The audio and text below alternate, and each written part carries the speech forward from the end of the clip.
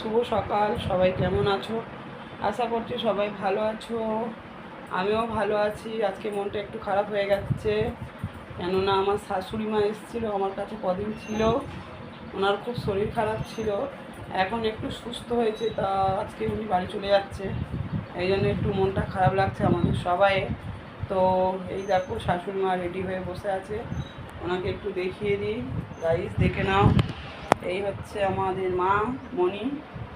মামনি আজকে বাড়ি চলে যাচ্ছে, একটু বলে দাও। আজকে বাড়ি যাচ্ছি, শরীরটা একটু ভালো আছে মা। এখানে এসেছিলাম ছেলের কাছে কদিন, 4-5 দিন, আজকে 5 দিনে বাড়ি যাচ্ছি। আবার বাড়ির লোকেরা শরীর খারাপ, দুজন থাকি তো, আরও 2-1 দিন থেকে যেতাম, এই জন্য তাড়াতাড়ি আজকে চলে যাচ্ছি।